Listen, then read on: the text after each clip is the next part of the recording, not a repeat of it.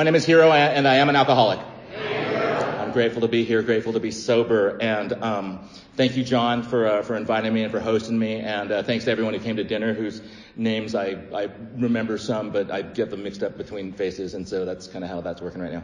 And I want to thank also the two 10-minute speakers. That's amazing. And if you're new, nearly new, or don't know about traditions or concepts, and you were subjected to that and you're still here, well, that's amazing.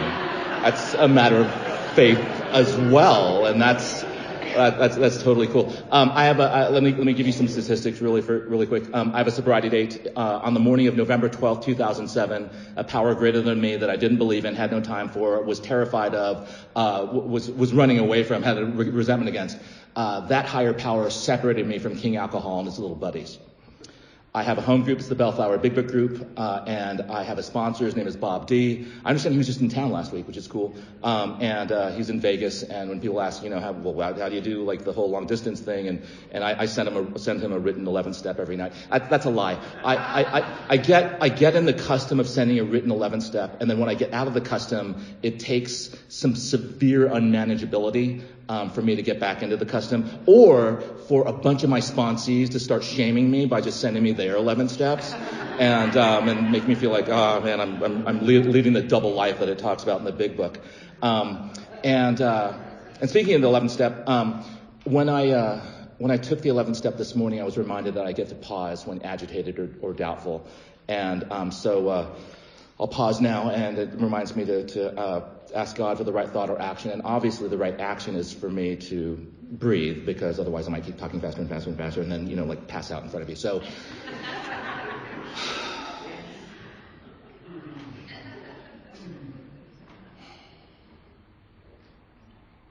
and the right thought is, God, grant me the power to carry the message you'd have me carry.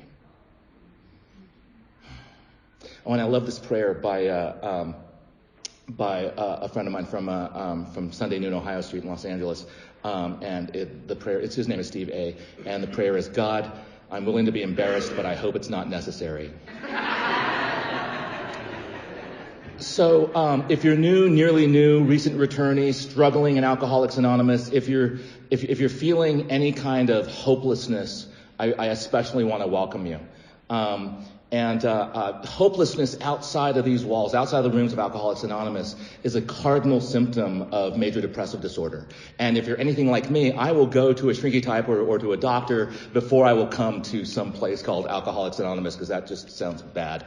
And if you go to somebody in the medical profession, they might diagnose you with something like major depressive disorder. And if they do, then they might want to try to give you some therapy, which I've had lots of therapy. And I remember I was just telling Tullivan this at dinner, it was I'm blanking out the person who was sitting right next to me. It'll come back to me anyway. I'm just now embarrassed. But and it wasn't that bad. When I took my fourth step with my sponsor, with my first sponsor, or took my fifth step with him and told him all that stuff, and I asked him, why couldn't all those psychologists and all those counselors and all those hypnotherapists, why couldn't they give me this kind of relief? And he's like, those people are great at what they do, but they cannot help you if you lie to them.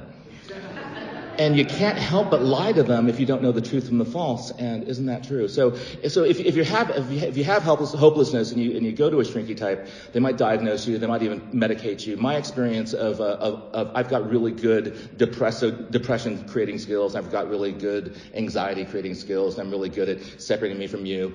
And I've been really good at that forever. And hopelessness outside of AA is something that's scary and needs to be treated. Hopelessness inside of Alcoholics Anonymous is a prerequisite. It's something that I needed to have on board and needed to just have a really powerful experience of in order to just ask some guy to go, will you be my sponsor? Just seemed like the lamest thing to say. Or to just say, I'm an alcoholic. And so in Alcoholics Anonymous, if you're feeling hopelessness, I hope you hang on to it. Because hopelessness is golden. I hope that you hang on to it. The guys who asked me to sponsor them and they start losing the hopelessness because of, I don't know, the job or the relationship or rebuilding that straight eight engine or whatever it is that they're doing. And all of a sudden they start having hope in other things other than Alcoholics Anonymous, and they start edging away from AA, and then they either end up drunk or end up being I don't know where, and that terrifies me. So if you're feeling hopeless, just welcome.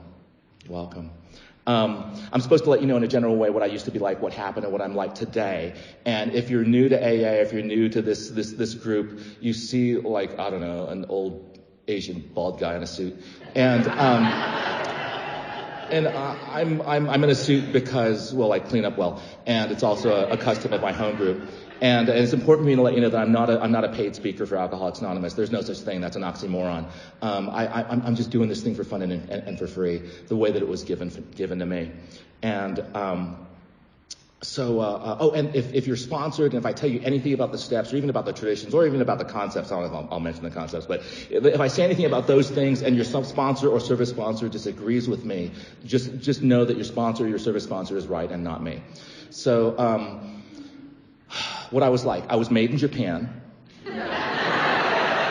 and we moved to North America when I was about yay big, and we end up in Canada, which my memories of Canada, which were up to like it was all before even daycare. So my memories of Canada are really primal. Snow. It was white, just snow and people.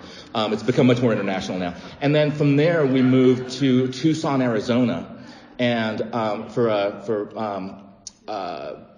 nursery school and kindergarten, and it's important for me to let you know that when language came on board, I've always been really, really good at feeling bad. I've always been really good at it, and the way that would manifest for me is I would have a mind that followed me around. And I didn't even know. It's just this is an analogy. It wasn't even like it was following me around. It's just this mind that would follow me and just go, Hiro, you suck more than anyone's ever sucked before. And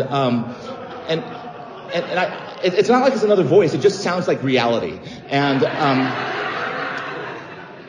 I just know that I don't fit in, and part of it was kind of the racial uniform, part of it was linguistics, and so I knew that one of the ways I could feel okay is if I could just learn how to speak right. So finally, by the time I get done with kindergarten in Tucson, I'm finally getting the English language okay, so I'm not sounding like an immigrant, and so I'm getting the distinction between R's and L's. I'm able to get the TH sound. I'm able to figure out the difference between pronouns, and it was still kind of just binary pronouns at the time. But I was using like shiz for hers because it was like his. And anyway, so I got all that stuff figured out, and I can finally blend in linguistically.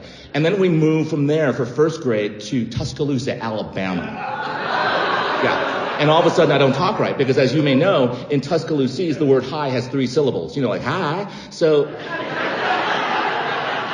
I get there and I'm like, oh man, I don't even talk right. Now I did not know that at age 42 I would have to surrender to a program called Alcoholics Anonymous. Now all the big book purists, you may let me know afterwards that the word surrender is not in the first 164 pages of the big book, and you're absolutely right. The word concede is, and concession and surrender, yeah, they have some little linguistic differences, but they are kind of synonymous. But I like the word surrender now because Harry Tiebout, non-alcoholic psychiatrist, used it to talk about how he understood Alcoholics Anonymous. Just a process of surrender and ego deflation at depth. But I had no idea about these things, that I would actually require these 2 things in Alcoholics Anonymous at age 42. All I knew about surrender in first grade was it just really felt bad. Here's my experience of surrender. I'm walking up to the cool kids that are posted up after first grade on the corner, like cool kids do, and they're like, oh, here comes Hiro, let's play war, you play the Japs. And I'm like, oh, seriously? Okay, because, I want to fit in. And so surrender to me felt like, I don't know, bullying, racism, microaggression. I didn't have these words at the time, but it just felt bad. And so after second grade, we moved to, and we were the Asian family in Tuscaloosa. We had to go outside of Tuscaloosa to Moundville to visit the Chinese family, so that my parents can feel good about me playing with kids that look like me. So then we moved from there to Claremont, California. Now, Claremont is right just north of Pomona, where the Pomona Valley Fairgrounds are, where the LA County Fair is. And it's in LA County. It's like the extreme edge of LA County before you get to San Bernardino County, Riverside County. And so we moved there in third grade, and that's where I did, that's where I've lived ever since, except for one kind of horrible year in Chicago. I went there in 1990 for a PhD program in English literature and had to drop out because what I thought was seasonal affective disorder turns out it was alcoholism. But anyway, so in third grade, right before third grade, we moved to Claremont, and the thing about Claremont is it's really close to West Covina. There's a little Japanese-American enclave there, and then Claremont is a very diverse town, and Claremont Unified School District, hugely diverse, a big Asian-American population. And it turns out that if you're an Asian-American like me that doesn't grow up around a bunch of other Asian-Americans, and you suddenly encounter a bunch of Asian-Americans that grew up around other Asian-Americans, those Asian-Americans have a name for an Asian-American like me. They're calling me either Twinkie or Banana. Yellow on the outside, white on the inside. I'm like, oh, fantastic. I don't fit in with anybody. So, needless to say, by the time I get into junior high, I'm ready for a drink, but I don't know this yet. So I'm hanging out after school in the science fiction book club because that's how cool I am. That's how I roll. And this is long before Hollywood found Comic-Con. I mean, this was back in the day where, if you snuck out at night, on a Friday night with your Spock ears, go to the Star Trek convention, and people found out about that, like PE is not fun. And so it was long before it was cool. So I'm hanging out there, and my buddy Dave, he's already hit puberty. He's already 6'4". He's got that long blonde straight hair, like the Allman Brothers, like parted in the middle down to his ass. He's got these piercing blue wizard eyes, and he's diagnosing me after the science fiction book club meeting, and he's like, dude, you seem like you're anxious all the time. I'm like, yeah, that's the word. That's exactly what I am. He's like, I know what'll help you. And he tells me to meet him on the north side of campus before assembly this morning, and on the other side of the bamboo field, and he told me, I'll get you some of what you need. And I was intrigued. And it was like an AA meeting. I get there early. I'm like the greeter. And I get there before he does, right? And he shows me how to drink these tall boys real fast and smoke these funny green cigarettes real slow. And,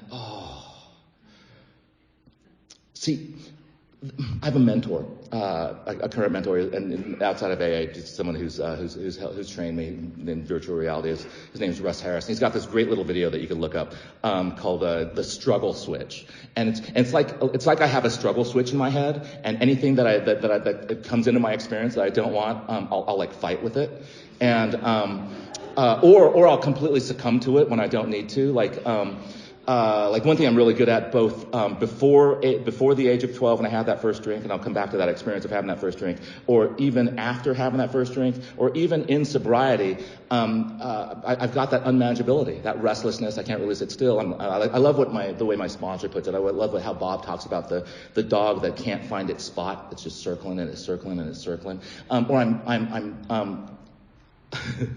I'm irritable. I'm easily angered, right? Anyone else? Like, yeah, me too. And then I'm discontented. I get exactly what I want, and the shine wears off. But then, and I love all we have a book study on Wednesday night, and we have 5 meetings in my home group, and the Wednesday night meeting is a book study, and it's a little 1-hour meeting. We read out the big book, and then we share on what was read. And I've been looking for like all the different examples of unmanageability in there, and there's so many. It's so good. And but on page 151, favorite number, Bill talks about the 4 horsemen of terror, bewilderment, frustration, and despair, and terror. Like I have experiences of terror in sobriety, right? It's like when my mind wakes me up at 3 a.m. going, hey, wake up, mother effer, time to worry. And I'm just like, like that, right?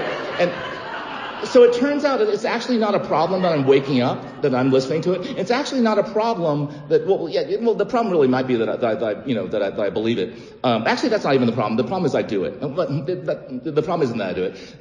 I do it, but the problem is I do it for hours and hours and hours. It's like my mind is telling me, hey, if you worry, you can change the future. Right? And or it could be regret, right? It could be regret. It'd be like, hey, hang out with me. We could rehash the past mistakes you've made, and we can even redo those conversations for the future. And if we regret enough, we can change the past, buddy. We can do that.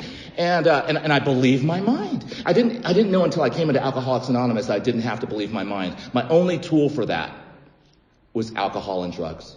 That's it. And what I love doing is I love having the personality change that alcohol does for me. I love what my friend Paul C. from PG said, or Charlie C. from PG says. Charlie says that, I so identify with this. He says, you've had friends who are like Dr. Jekyll and Mr. Hyde, and he says, I'm Dr. Jekyll and Mr. Rogers. That's me.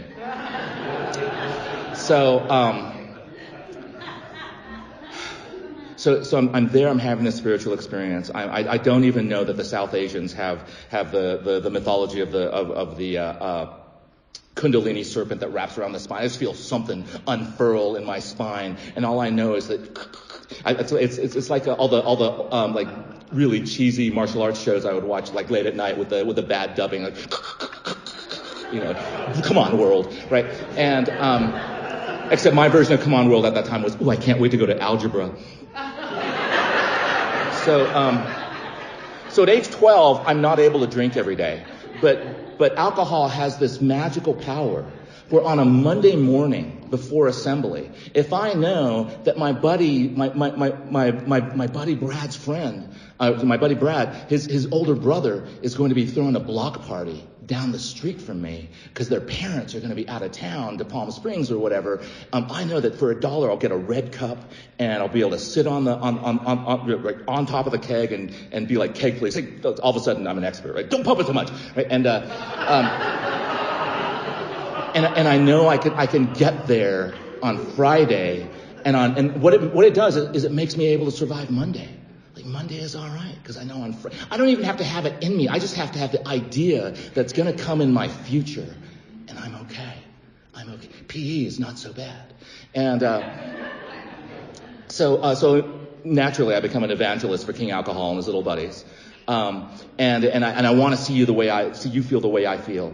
By the time I'm 13, 14, I want to see you feel the way I used to feel. By the time I'm 15-ish, people are starting to worry about me. They're saying, hey, you might not drink right. You might need this place called Alcoholics Anonymous. And I did what probably most of us did, which was I found people who can drink more than me so I could feel good about my drinking. By the time I'm 16, I know that I don't belong here. At all anymore. I know I need to die. So I'm in the downstairs bedroom of my parents' house, bathroom of my parents' house, and I've got a handful of Valium and a handful of Librium and a bottle of Bacardi 151, and I'm ready to go. I'm just ready to go. And you should know something about my parents. They're good, hardworking immigrant people. They're amazing. I'm firstborn son, so if you know anything about Japanese culture, a lot of pressure on a kid like me. So I was just so angry, and I don't even know all the things I was angry at. I was just one metabolism of anger, and alcohol and drugs weren't fixing it. It just wasn't. And so I just started taking the pills and drinking it down, taking it slow so I don't puke it up, and with no note, just keep them guessing. And but I forgot that I was a puker, So I came to, with my face on the shag carpet and the half dissolved pills and the vomit I basically went back to school and just continued to try to find the right algorithm where I could just get there. So basically, if you want to hear the history of my unmanageability, the thing that I try to fix. And my experience is nothing has fixed it except the program of Alcoholics Anonymous intermittently. It's really covered in this sketch from Sesame Street. So Sesame Street was a children's television show that started in the 60s, and so they had these large puppets that were on sticks. They called them Muppets, and there was one Muppet that was this big furry monster with a bobble head and super skinny dark fur, named Grover. And he has a buddy that's like really burly, light blue fur named Harry. And there's this little sketch where this little kid Muppet wants to know the difference between here and there. And so Grover says, "Well, I will stand here, and my friend Harry will go over there." And the kid's all, "Well, am I there?" And he's like, "No, you are here." "Well, I want to be there." "Well, you can go over to my friend Harry then." "Oh, okay." And he starts running over to Harry. Am I there? Am I there? "Nah, kid, you're here." "Well, I don't want to be here." "Well, you're here now." "Well, I want to be there." "Well, suit yourself. Go back over to Grover then. I don't know what's wrong with this kid." So he goes running back over to Grover. "Am I there? Am I there?" "No, you are here." "But I was just here." "Well, I just happy to see you again." "Well, I want to be there." "Well, you go back over to Harry. I do not know what is wrong with this boy." And so he goes back and forth a few times, and finally Harry says, "We don't have any more time for this kid." And Grover says, "You can stay there and we will go." And the kid's all, "Oh, I'm there. I'm there. And then his mom shows up and says, I've been looking for you everywhere. What are you doing here? And like every single Sesame Street sketch and every episode of my life, it ends up, that's ego-driven, ends up just wah, wah, wah, wah. So it's really important for me to let you know that, because I often forget to say this, I'm really happy to be here. I'm really happy to be here. I'm really happy that it's now. I'm really happy that I'm me and you're you. And I can't do that on my own power at all. So I just want to get there. I just want to get there. And there for me is where I make it sound like there are many voices in my head, and I've been there as well. I've been psychotic before, but it's more just all the judgment. Like if my head's not telling me I suck more than anyone's ever sucked before, if I look up and I see somebody who's behaving in a way that's like inappropriate or that I disagree with, I'll be like, oh, except for that guy sucks more. And because I'm Americanized, yeah, I feel entitled. I feel entitled to like tell that person. And then if they're frightening, male, female, big or smaller, I run because I'm a coward. And then I get home and my Japaneseness kicks in and the shame just kicks in. And I'm like, oh my God, I really am. Oh, I really do suck more than anyone's ever sucked before. And what shame is this weird thing. Psychologists have been studying shame pretty thoroughly for the last couple decades. And one of the really interesting things is, unless you're psychotic or on the have a severe personality disorder or on the autism spectrum, everyone has shame, and the more we have it, the less we talk about it, the more we have it. But we have to have the right person to talk about it with. There's a person named Brene Brown who has a great TED Talk that talks about this. She's wonderful. And I don't want to talk to the person who's like, oh, poor you. Nor do I want to talk about the person who's like, oh yeah, whatever. I want to talk to the person who's like, oh yeah, me too. Yeah, me too. Just like in AA, like that thing that happens when one alcoholic is talking to another. But here's the experience of shame that turns out is experientially international. It's that horrible sinking feeling, as if I've got a weight in the center of my body that's pulling my head and my entire being down, so I can't even look up. I can't even look into your eyes. I can't even look into the eyes in the mirror, because I can't even look myself in the eye, because I know I'm bad. I know that I'm no good. I don't belong. There's something desperately wrong with me. And the wonderful thing about alcohol is that it relieves that so quickly. That's the there I want to get to. I want to get to the there where it relieves me of that. The problem of course, with alcohol for me is that the side effect profile is really hideous. And so then I end up having other situations which increase the shame, and then I have to drink more in order to overcome that shame. And then it's just this horrible revolving cycle. So let me jump ahead to 8 months before my sobriety date. This is in 2012, and I'm on the 5th floor of a major hospital in Los Angeles, and I'm in the men's room, and I am doing the F word mantra. I don't know if you know this mantra. It goes F, F, F, F, F. It's like Tourette's, except it's rhythmic. And the reason I'm engaging in this patently bizarre behavior is that I'm doing my best not to be actively psychotic.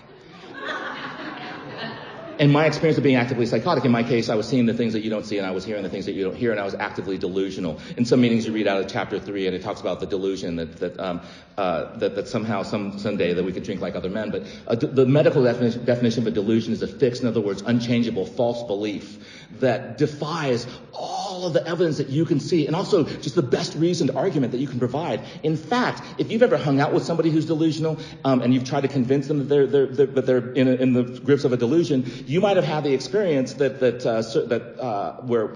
you become part of the delusion, like, oh, you're one of them. So yeah, that's me. So and the kind of delusions I was operating under were, they know and they're after me. I didn't know who they were. And if you've ever been actively psychotic and you've tried desperately not to be actively psychotic, you know as well as I do that it doesn't work very well. And the reason why I'm trying not to be actively psychotic is so that I could leave that bathroom and go provide psychotherapy to a 7-year-old. Pitiful and incomprehensible demoralization. So basically what I do is I don't go to provide that psychotherapy session. I go to my bosses and I'm telling them, I'm having panic attacks at work. I'm not, things are not good. I'm seeing things, I'm hearing things. I'm just basically not sleeping very well. I sleep maybe 3 or 4 hours a night. I sleep maybe 3 or 4 nights a week. This has been going on for about 3 or 4 months. I think I might have that sleep deprivation psychosis. And before I can I was even like a quarter of the way through my symptom list. But they're like, no, dude, you don't have to tell us anymore. You can go down the hall. Employee assistants, they will help you. You take some time off. We'll take care of your patients. Don't even worry about that. Take some time off, get someone to help you, come back when you're better, but please make sure to bring a note. And I do that thing. Now, up until this point, I didn't think I was an alcoholic. And the reason why is that I can control and enjoy my drinking. Well, of course, all the terrible times that I can't, but I can control and enjoy my drinking. In fact, I've heard people say that, if I'm controlling my drinking, I'm not enjoying it. Not my case. Because I'm like half the Japanese population. I've got natural born anabuse going on. So if you ever suspect me of going out and you smell alcohol on my breath, and I'm bright red, hang out. I'm told I'm highly entertaining. But this thing will happen where if I drink just enough, I'll hit a level of alcohol toxicity, and you will know, because all the blood will drain from my face. I'll turn white, and all this, like, my head will just sprout like tons of sweat. And at that point, you want to step back about a little over 6 feet. That's my puking radius. Now, unlike many of you that I so envied, those of you that were able to drink, drunk, puke, rinse, repeat, right? Those of you that could rally, not me. I take that drink and I turn toxic. And I can't stop throwing it. I'm just trying to get just a little bit more liquid in me so it doesn't feel like my esophagus is like a sock that's turned inside out, And I just gotta have something to puke. So I try to avoid that drink. That drink for you might be breaking out in handcuffs. Again, something that never happened to me, so I didn't think I was an alcoholic. That drink for you might be, being locked up in a mental institution. Never happened to me, so I didn't think I was an alcoholic. That drink may be the drink that leads to homelessness. I didn't think I was an alcoholic because that didn't happen. So I would try to avoid that drink. And I would succeed often, except for the times I didn't. So like I mentioned, I didn't think I was an alcoholic because no DUIs, no time in jail, no hospitals, no jobs lost. When I took my fifth step with my sponsor, I discovered that I lost many jobs due to alcoholism, but none due to alcohol itself. And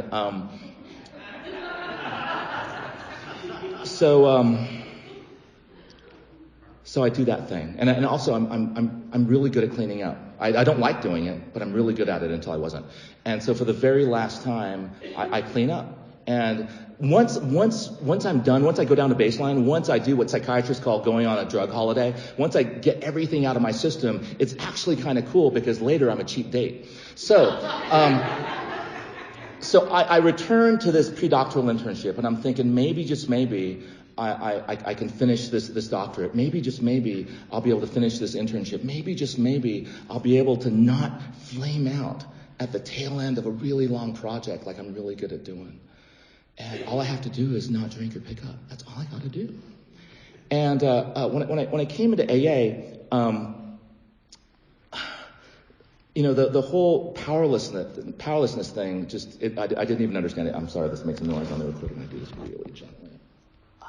Okay, so when I'm sitting down with my sponsor, just a little over a month after this moment I'm going to tell you about, we get to chapter 4, line 4, page 44, and this is just summarizing the first half of the first step. I'll read this the way my second sponsor, the late Rachel Lara, she passed away in 2010 at 31 years sober. How she was taken through the big book with her last sponsor, who also passed away in 2010, Mark Houston. And his sponsor was Don Pritz. And Mark and Don both passed away before I could meet them. But the way that Don taught Mark, who taught Rachel, who taught me how to read the big book, is anytime I read the word you or we, I'm supposed to put my name or me or I or in it, because whenever I read the word you or we, I think it means you and not me. So if when Hiro honestly wants to, Hiro finds he cannot quit entirely. And I'm reading this with my first sponsor, and I'm like, dude, I can quit entirely. I do it all the time. And he says, no. Entirely means forever. I can't really do that. Or if honestly, when drinking, Hiro has little control over the amount Hiro takes. And so I'm like, Wobble, haven't you've heard my story. I'm always trying to control not taking that drink. And he says, no. If you're a periodic or because I'm a periodic until I'm not, or if you're a binge drinker, and I'm a binge drinker until I need it in the morning. And so he said, if you're either one of those, it's not about taking a drink and you lose it every time. It's can you control when you lose control? And I'm like, oh, you can do that? And he's like, no, not if you're an alcoholic. That's the point. And so he said, well, I can't do that either. And he said, okay, great. That's exactly what this is talking about. And that says, so if either of these are true, then Hiro is probably an alcoholic. And if that be the case, Hiro may be suffering from an illness which only a spiritual experience will conquer. And then I'm screwed. So I didn't understand this thing about losing choice, because my experience is I chose every single drink I took. I chose every single one.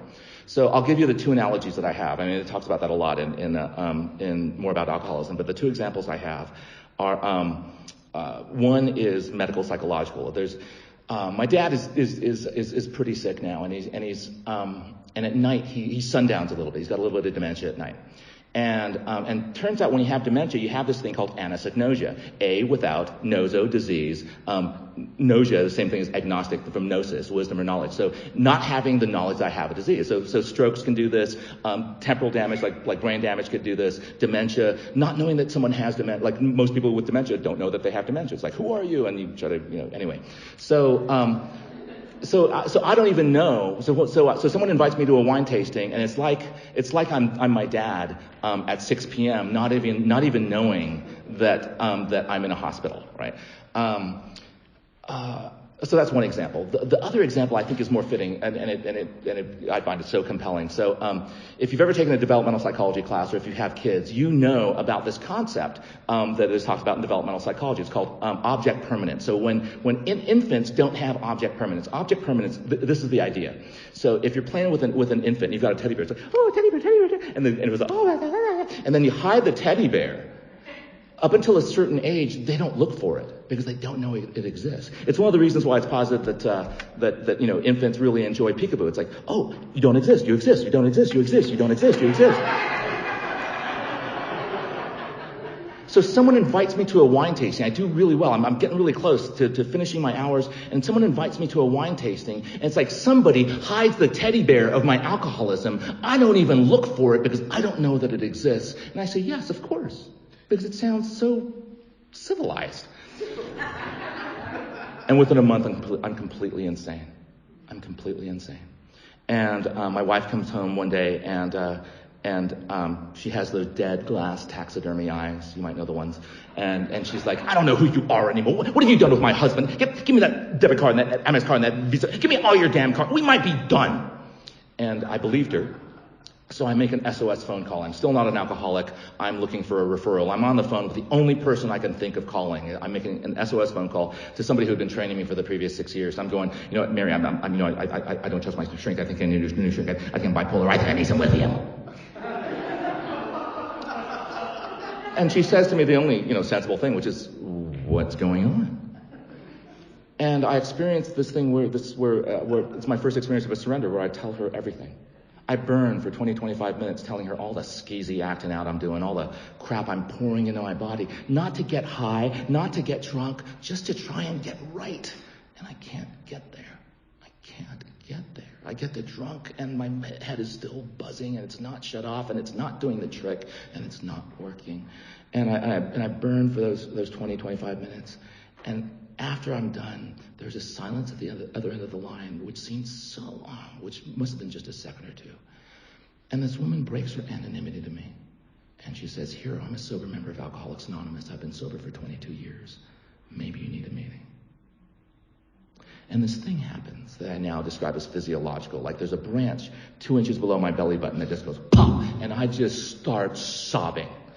And it's like I'm doing stomach crunches. My whole body's just going, like the snot pouring out the nose, like the whole involuntary, full body release crying. And I'm crying because I don't know what the F just happens. I now know that it was the hand of a loving God that's acting, that I didn't even believe in, acting in my life. And because she's the one who taught me how to send you to Alcoholics Anonymous. She's the one who taught me to tell you, hey, you might not drink right. You might need this place called Alcoholics Anonymous. They know how to stay sober over there. She told me to tell you, hey, if you don't identify as an alcoholic, don't worry about that. She taught me to hand you an LA meeting directory because it's in LA. And I said, go to one of these meetings that doesn't have a C next to it. That means it's an open meeting. That means anyone can go. And she said, hey, if it's a big meeting where people raise their hand, and as alcoholics, you don't have to. Or if it's a small meeting where they go around and, hi, I'm so-and-so, I'm an alcoholic, don't feel the pressure. You can make up a name. You can say your name. You can say you're a visitor. You could refuse to say your name. It doesn't matter. They will all still be freakishly happy to see you. And she told me to tell you, hey, if you don't believe in God, don't worry about that. If you might hear about God in an AA meeting, but that's advanced AA. That is a later step. Don't worry about that. And she also told me to tell you, hey, you know what? Go there to identify, not compare. Go there to listen for similarities, not differences. Now, LA has over 3,000 meetings, so she told me to tell you, hey, you can go to 3 different meetings every single day, and you won't run out for over a year. And once you find somebody where just like it says in the tail end of the preface, if they drank like you, or more importantly, if they felt like you, or most importantly, if they make you think, hey, maybe this thing can work for me too. The custom in Alcoholics Anonymous is for men to sponsor men, women to sponsor women, but you can go and ask that person to sponsor you, and all that means is going through the big book line by line, and every time it says to do something, to do it together. So I'm sobbing because of that. And I'm also sobbing because I've been around Alcoholics Anonymous enough. I've taken residents to Alcoholics Anonymous meetings, and like a decade before, when I was working in a shelter for homeless and runaway youth in Hollywood. And I remember like reading the 3rd edition of the big book then. It was like this on the weekend, to be like,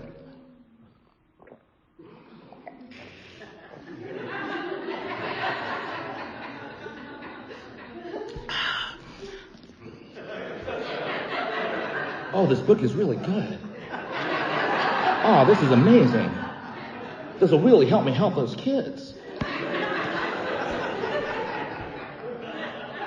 And because I'd been around AA enough, I knew what one day at a time meant. It meant forever. And so I was terrified.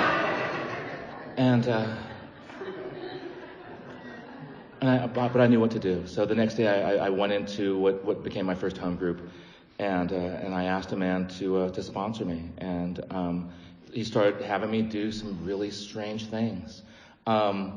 If this is your first time at this group, just know that this is a home group, and this is a group and not a meeting. If you want to know the difference between a group and a meeting, there's a pamphlet called the AA group, and on page 12, it says the difference between them is that a meeting just exists between the confines of when it starts and when it ends, but a group exists beyond the confines of its temporal and physical limitations, and so the people know each other, people know what's going on in each other's lives. There's activities outside of the group, like dinner before this meeting, and in the long form of the 5th tradition, it talks about how that each group should be a spiritual entity. Wow, a spiritual entity. It's so cool. And if this is your first time here, then talk to whoever the chair, the secretary, or whoever does the commitments. Get a commitment in this group, because my sponsor had me start doing really weird things that I didn't read about in the big book, at least not the way I was literally reading it at the time. He started having me do things that felt, freakishly custodial. Like show up early and empty the butt cans and help with the coffee and sweep up the hall and change the toilet paper. And I'm like, dude, why? And he's like, well, did you mean when you told me that you'd be willing to go to any lengths to stay sober? I'm like, crap, that again. Yeah. So I'd go and do that thing. And what I discovered was that this man was actually, so for those of you, if this is the first time tonight that you heard a tradition or a concept, trust, it's okay. Don't even worry about it. When I first came into Alcoholics Anonymous, I did not care about the traditions. I did not care why it is that the greatest utopian spiritual movement of the 20th and 21st centuries continues to exist today, even though we're peopled by alcoholics. I need the traditions so that groups don't have difficulties because I'm in it. And if you've never heard the concepts before, I didn't really care or know that this may be the greatest form of representational government that the world has ever seen. Why? Because we don't need a police force. We don't need a standing army. We only have 2 disciplinarians, like Bill talks about in Tradition 9. We have 2 great disciplinarians. Great love. Or we got alcohol, right? We got king alcohol on the other side. So we don't need any police. But anyway, so what he was teaching me was about Tradition 1, even before we started formally taking step 1. He was teaching me how to treat the home group and the welfare of the group as more important than me. He was teaching me how to treat you as more important than me by greeting people at the door. Day 5, telling me, hey, tell that person had a drink this morning. Tell them how you stayed sober for 5 days. Right? So I've had this really amazing thing happen over just to kind of do a big overview of the last 11 plus years. I ran into this woman, one of the founding members of my home group, Judy Kadudi. It's not a real name. Her full name is Emiko A. But she made up that name. She went right around when she went into the camps. Judy from Judy Garland and Kadudi from because of Howdy Doody. Anyway, So I'm less than 30 days sober, and I go into the book study of my home group, and this little Japanese-American Spitfire that got sober in 1970, she bum rushes me. She's like, "Are you Japanese?" I'm like, "Oh, I didn't know that was a requirement." She's like, "It's not." And she's helping me with all sorts of stuff like, Hiroshi, pretend like you don't know anything, which is a fantastic step 2 tool. And because I know a lot, but I can pretend that I don't know anything. And she starts ordering me around, and Hiroshi, that's my full name. Hiroshi, pick me up on Tuesday at 5:30. Don't be late. And I drive her to the Japanese speaking meeting. It's the one Japanese speaking meeting that's registered with the General Service Office. It meets in Gardena, California, on Tuesday nights. And as a result of going there, I can now pitch in Japanese as fast as I can in English. And but as a result of doing that over and over across time, I entered into General Service too. Another member of my home group, Barbara F., who got sober in 1974, she put her arm around me one day, early on, like when I was new sober, she put her arm around me and said, "Hiro, I know you have a sponsor, but I'm on your board of directors, honey." Anyway, so when I was 3 years sober, she put her arm around me again, and I knew I was in trouble. She says, "Hiro, I'm your service sponsor, honey." I'm like, "Oh, I don't know what that is." She said, I know, honey, but one day you're going to be delegate, but before that, you're going to be the alternate GSR for our meeting. And I'm like, I teach on Wednesday nights. That's one of the district meetings. She said, "I know, honey, but God will change your schedule for you. Don't worry." So I start getting involved in General Service. And every 2 years, we're like Utah, Area 69, we're part of the Pacific region. And so basically, folks in the General Service Office come out every 2 years to the Pacific region, and you get to meet them. And I went to my very first Pacific Regional Forum in San Jose this past September. And I'll let you know, and there was one Japanese former trustee that I had met, at my very first PRASA, the Pacific Regional Alcoholics Anonymous Service Assembly that happens every year. And I met her, I actually met her on a tape that I heard, because at the 2011 one, she went to the floor mic and she shared about how she wanted Alcoholics Anonymous, she wanted to get sober before AA existed in Japan. And when the Big Book came out finally in Japan, she was able to get sober. And she loved Alcoholics Anonymous so much that she became a servant, and she eventually became a trustee. And then eventually her triangle of fellowship, so hanging out at the meeting, recovery, doing the steps, and service, all the general service stuff, it became flat. All she did was service, and then she drank. And then she came back, with a few years. And so anyway, I met her again. I met her first in 2012. Met her again at the Pacific Regional Forum. She brought 2 young people in, and they just got lit up for service. And so they also came to the Pacific Regional Alcoholics Anonymous Service Assembly, and I had the opportunity to interpret for them, and which was exhausting. And I had so much fear about it. I was terrified that I'd make mistakes. I'd look embarrassed. I'd feel like an idiot. All 3 things happened. They didn't kill me. And I'll be going to the next year in Japan. They're celebrating 45 years of Alcoholics Anonymous in Japan, and I'll be going there with a bunch of people from our area. And if you're able to come join us. And if that's too short of a timeline to save up in your prudent reserve, save up for 2025 for the 50th anniversary in Japan. It's right during cherry blossom season. It's amazing. So my dad is really sick. And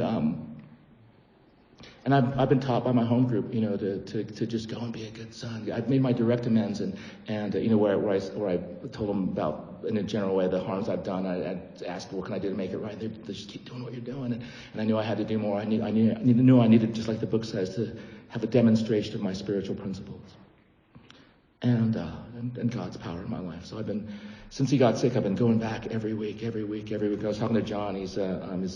He has an Eagle Scout son who's now aged out of the Scouts, and he's still working with the troop. But I didn't tell him this at the time because I thought I'd bring it up tonight. my dad did every single merit badge with me, man. He did every single one. He earned every single one. We hiked over 50,000 miles, all throughout the Sierras together. And in September, he had a fall. He has this thing called CIDP. It's this thing that's similar to Guillain-Barré. It's demyelinization. Myelin is the thing that makes motor development in kids possible. So they go from like crawling to rolling over to be able to press himself up to getting up on with a chair or a wall. But he did that backwards. He's doing that backwards. He's lost his fine motor skills. He's lost that. He can't feed himself. Can't take out his own dentures. And he's forgetting how to read. This is a man who, in the early 80s, got inducted into the Inventors Hall of Fame. You have to have like 25 patents, right? And anyhow, so I completed everything through the Eagle Scout, and I completed my Eagle project. And I don't remember if I said this, but the behavior was, F you, old man, take your Eagle. And fortunately, I have another son that's another brother that's 10 years younger, so he got his Eagle Scout. But today, because of you, what I get to do is I get to be by my dad's bedside every week, and I get to talk to him in Japanese when he forgets English, and I get to tell him stories about the things that I remember. And in sobriety, my wife and I went to Japan with him. My brother and I went to Japan with him. We spent like a total of 5 weeks in Japan.